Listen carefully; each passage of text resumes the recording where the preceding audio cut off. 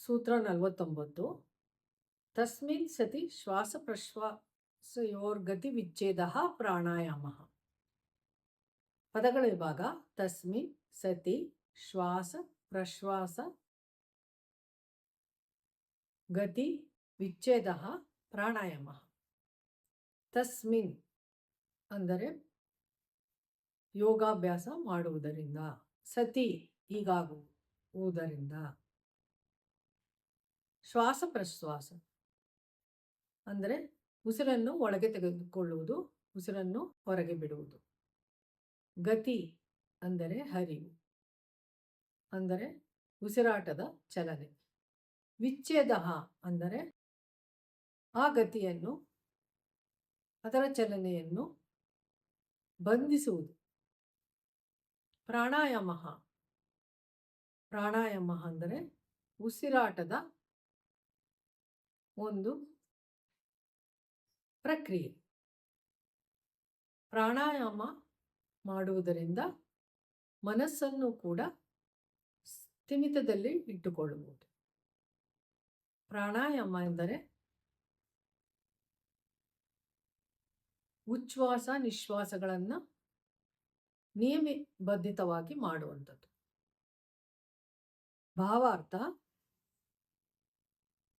ಯೋಗಾಭ್ಯಾಸಿಯು ವಜ್ರಾಸನ, ಸುಖಾಸನ ಯಾವುದಾದರೂ ಸುಖವಾದ ಆಸನದಲ್ಲಿ ಕುಳಿತುಕೊಂಡು ಪ್ರಾಣಾಯಾಮವನ್ನು ಮಾಡುವುದರಿಂದ, ಅಂದರೆ ನಿಯಮಬದ್ಧವಾಗಿ ಉಸಿರನ್ನು ಒಳಗೆ ತೆಗೆದುಕೊಳ್ಳುವುದು, ಸ್ವಲ್ಪ ಹೊತ್ತು ಒಳಗೆ ಇಟ್ಟುಕೊಳ್ಳುವುದು, ನಂತರ ಹೊರಗೆ ಬಿಡುವುದು. ಅದೇ ರೀತಿ ಉಸಿರನ್ನು ಹೊರಗೆ ಬಿಟ್ಟ ನಂತರ ಸ್ವಲ್ಪ ಹೊತ್ತು ಅದನ್ನು ಒಳಗೆ ತೆಗೆದುಕೊಳ್ಳದ ಹಾಗೆ ಬಂಧ ಮಾಡುವುದು. ನಂತರ ಉಸಿರನ್ನು ಒಳಗೆ ತೆಗೆದುಕೊಳ್ಳುವುದು, ಸ್ವಲ್ಪ ಹೊತ್ತು ಒಳಗೆ ಇಟ್ಟುಕೊಳ್ಳುವುದು, ನಂತರ ಹೊರಗೆ ಬಿಡುವುದು. ಈ ರೀತಿ ಅಂತರ್ಕುಂಭಕ ಮತ್ತು ಬಾಹ್ಯ ಕುಂಭಕ ಮಾಡುವುದರಿಂದ ಒಳಗೆ ಆಮ್ಲಜನಕದ ಹಸಿವು ಹೆಚ್ಚಾಗುತ್ತದೆ. ಆಗ ಆಮ್ಲಜನಕದ ಪೂರೈಕೆ ಮತ್ತು ಅದನ್ನು ಬಳಸಿಕೊಳ್ಳುವ ರೀತಿಯು ಉತ್ತಮಗೊಳ್ಳುತ್ತದೆ. ಹೀಗಾಗಿ ಅತ್ಯುತ್ತಮ ಅಂಗಾಂಗಗಳು, ಅಂದರೆ ಮಿದುಳು, ಹೃದಯ ಆದಿ ಉತ್ತಮ ಅಂಗಾಂಗಗಳಿಗೆ ಆಮ್ಲಜನಕದ ಪೂರೈಕೆ ಹೆಚ್ಚಾಗಿ ಅವುಗಳ ಚಟುವಟಿಕೆ, ಅವುಗಳ ಕಾರ್ಯಕ್ಷಮತೆ ಚೆನ್ನಾಗಿ ಆಗುತ್ತದೆ. ಆಗ ವಿಕಸನಗೊಂಡು ಮುಂದಿನ ಹಂತಕ್ಕೆ ಯೋಗಾಭ್ಯಾಸಿಯು ಹೋಗಲು ಅನುಕೂಲ ಮಾಡಿಕೊಡುತ್ತದೆ. ಸೂತ್ರ 50.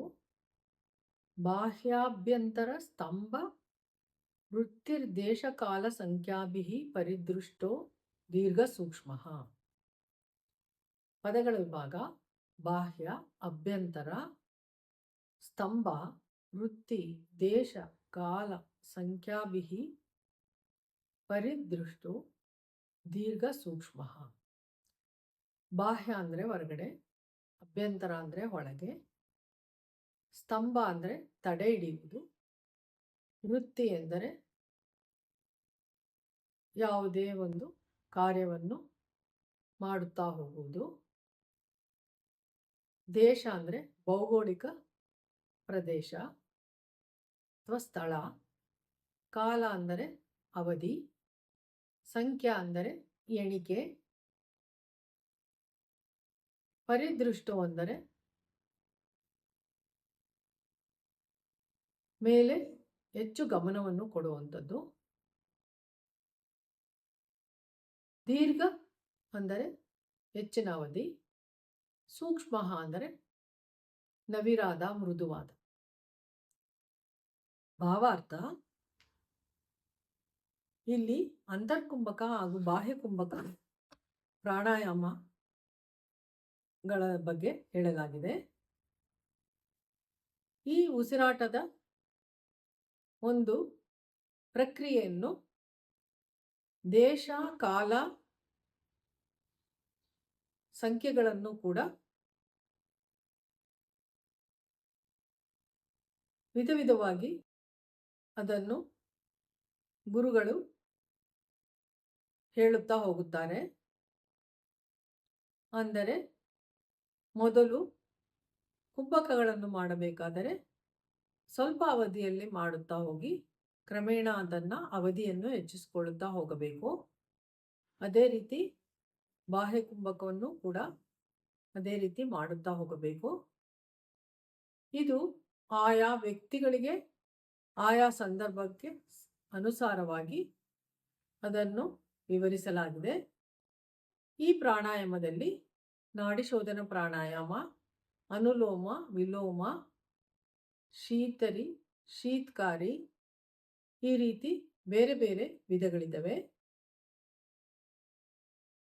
ಸಹಜ ಕುಂಭಕ ಹಾಗೂ ಕೇವಲ ಕುಂಭಕ ಅನ್ನೋದು ಸೂಕ್ಷ್ಮವಾದ ಪ್ರಾಣಾಯಾಮವಾಗಿದೆ. ಇವೆಲ್ಲವೂ ನಮ್ಮ ಬುದ್ಧಿಯ ವಿಕಸನಗೊಳ್ಳುತ್ತದೆ.